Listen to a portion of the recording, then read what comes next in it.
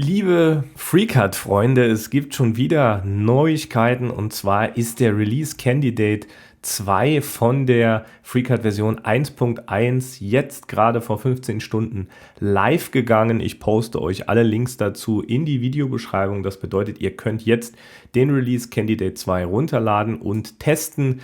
Die Entwickler schreiben auch extra, dass sie hier sich auf die Ziellinie zubewegen. Das bedeutet, FreeCAD 1.1 ist in Sichtweite.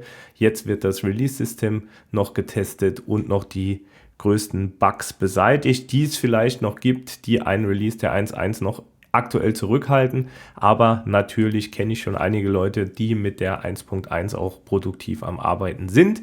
Für absolute Neulinge und Einsteiger empfehle ich das jetzt nicht. Also wenn ihr gerade erst seit ein paar Tagen mit FreeCAD am Hantieren seid, dann bleibt ihr einfach noch bei der ganz normalen Stable-Version. Das ist die 1.02. Damit sind auch meine letzten Tutorials noch entstanden. Aber wenn ihr ein bisschen versierter seid, könnt ihr euch auch auf jeden Fall die 1.1 schon mal parallel herunterladen, denn die bietet einige spannende Neuerungen, was ihr vielleicht auch schon gesehen habt. Wenn euch das im Detail interessiert, dann gibt es auch die Release Notes für die 1.1.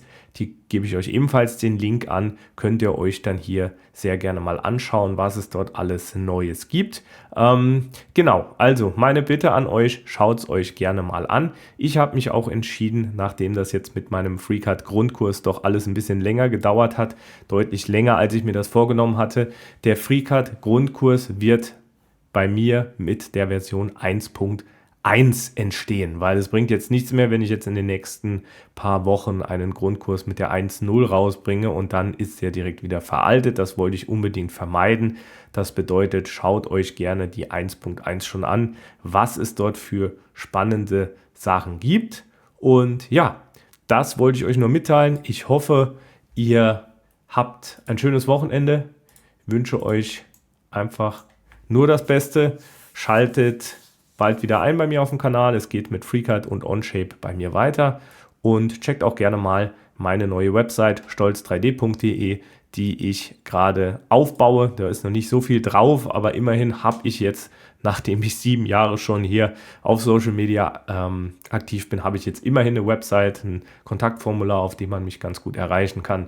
Und ja, da werden auch künftig immer die Neuerungen gepostet. Ich danke euch fürs Interesse und checkt auf jeden Fall die 1.1 von der FreeCAD mal aus. Und dann sehen wir uns im nächsten Video. Macht's gut, euer Florian und ciao.